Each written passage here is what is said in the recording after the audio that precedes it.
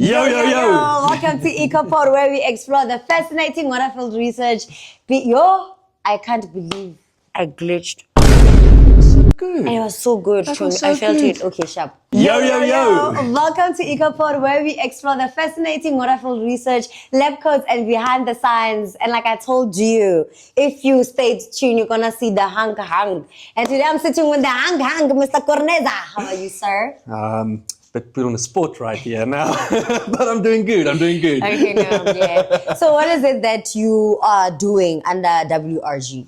So I'm currently busy with my master's. It's my second year of my master's now. And I mainly work on a specific species of fish named killifish. Ooh. Like tickle fish. Okay. And what I do with them is I determine their age and determine the growth rate that I had, as well as the maturity of them. So I do a little bit of growth, maturity, age, combination of the three of them. So why killifish? So killifish is actually a very interesting fish to work on, and they are very good potential model organisms for future research. Yeah. And through understanding all of these different processes, such as how they grow, how they mature, we can better support these fish as potential model organisms to work on. So that's mainly why I focus on them. Okay. So you mentioned something about potential model organisms. What is that? So a model organism, if you think about it, the one that everyone knows is when they do drug tests on rats. So the rat is the model organism. Yes. So if they have like pharmaceutics, they test new drugs on rats and see if how the rat responds and what does it do to it. So these killifish can act as basically a replacement for the rats, rat. So these fish have a really, really short lifespan. So they can have multiple generations within 1 year. So they live for about, in nature, they live for about 3 months. Then they go through a whole cycle from hatching out of the egg up to laying an egg again. So with them having such a short lifespan, they can do all of these tests that I want to do, and then they can see how the specific drug or metal or toxic pesticide affects this fish throughout multiple generations. So they can actually see how it goes on through the generations from one fish to the next. So that's why it comes back to knowing the maturity, knowing the age, knowing how they grow, because through understanding that, you can see what is basically the baseline of what to expect from these fish and how these different pesticides or drugs or whatever affect the fish through that. Let's bring it back a bit. Now that you say they have a very short lifespan, now I'm actually curious, what is their function in their aquatic life or whatever? Like, what do they do? Well, I would say, according to my opinion, they're basically food, if I could say it like that. These fish can be found in temporary pans, which dry up for a long period of time. So they hatch very quickly, they grow very quickly, so they can be abundant in a large number of fish within a small pan. So they can be a very good source of food for like birds and any other thing that comes by. So you did mention that you age a fish, you look at the maturation, their growth rate and all of that. So I just want to understand, how do you age a fish? So I feel that's a thing that not many people know of. So a fish has ear bones, like literally in the ear. It's called an otolith. Okay. Yes. So with the otoliths, they can be either polished or cut after you remove them out of the fish. And you know how a tree makes rings? Like each year, a tree has a dark ring, then a light ring, a dark ring. Yes. The otolith basically does the same. So with each different season, they produce rings as they go on. So if you polish it or you cut it, at the end of the day, you have a section that is like a light band, dark band, light band, dark band, and then you can, through that, get the relative age of a fish and say, listen, this fish was 3 years old or 2 years old. Or in my case, with the killifish that I do, you can actually see the days, like each day a new ring forms. So then you can count how many days old this fish was. So, By looking at the rings. by looking at the rings, yes. No, because You had a question mark face. no, really.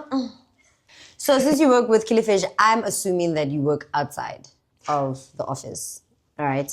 Yes. So I do actually have go on a lot of sampling trips Okay. and stuff like that. Yeah. So what is your favorite fieldwork that you've done outside the office? Yo, there's a lot to think of. I have, like I said, been with on a few trips. I've been to Cape Town, Limpopo. There was a few other spots in between. But I would say my favorite one, the one that I enjoyed the most, was actually for my master sampling trip when we went to get the killifish that we had to use. That was in Mozambique. Ooh. Yes. So Cool. it was a very cool place that Yeah. we stayed at. The place's name was Karangani Game Reserve. So it's a massive game reserve that we stayed in, and it's basically, it borders the Kruger National Park. So basically, what you can find there, you can what find in Kruger Park, you can find there. And the part that was the best for me is that it was not open to like tourists. Yeah. So it's a massive game reserve. I think like 140,000 hectares of. Yeah. But it was the only people that you see every day is the anti-poaching unit and the people that was there with you. So that experience was just insane. Like Yeah. we were there for a month that we stayed there. And within like the first 10 days, we saw like the big five, like Really? That everything. is so cool. Really cool experience within. Had a few close run-ins with elephants, buffaloes everywhere. The one day we actually went to one of the dams, and we had to first check what the hippos are doing before we eat you? can go into them. Oh, the sharp. Yeah, so that was my one. I have such fond memories of Yeah. that trip. That was just amazing. The people there, like long nights, people can get interesting. Yeah. That's true. But overall, it was so much fun, and we got a lot of work done while we were there. Found a lot of killifish, but not just that. Like just living in nature for a month, like you're disconnected from everything. things, Like there's yeah. barely even signal on your phone, so it's just you, your work, and nature. Like that was That's just nice. amazing. So why this specific study? Why aquatic ecology? That's also quite interesting. So I won't say I was someone that wanted to do aquatic ecology Yeah. from birth or whatever Yeah. like that. No, so I grew up on a farm, so I've always known the farming life. Yeehaw! So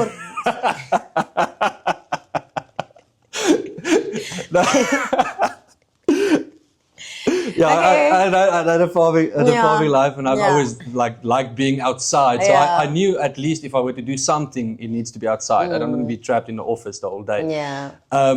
And for most of my studying career, I thought I was just going to go back to the farm. So do zoology, 3 years, go on. Yeah. But in my third year, we did some projects here, and it really started to inspire me to maybe look into research some more. Yeah. And then in my honors year, I talked to Dr. Hannes, and he really inspired me to do some more in the Yeah. aquatic research here. He introduced me to otoliths and everything that it does. And I really enjoyed that aspect of learning about this new thing that I don't know a single thing of, and that just happened to be in aquatic ecology. And at the end of the day, I really found like a passion for it and like a love to do this work. So that's how I ended up in aquatic ecology. But when very inspiring. When I found boy. Yeehaw! It is time for random questions. Sorry, the moment you said farm, now I'm thinking of animals that you find in the farm. Anyways, so if you would have enough to me, like Elon Musk comes now and gives you 5 million to fund a project, what project would you start or what project would you continue with? Rand or dollar? What is it? Like rand or dollar currency. 5 million rand. Mata, we don't know. We don't know, but you can see it's a lot. It's a lot, Chon. It's a lot. Like right now, you can't comprehend the amount of funding they are willing to give. It's a lot, Chon. Can't I just retire with that? No, unfortunately, you can't retire with it.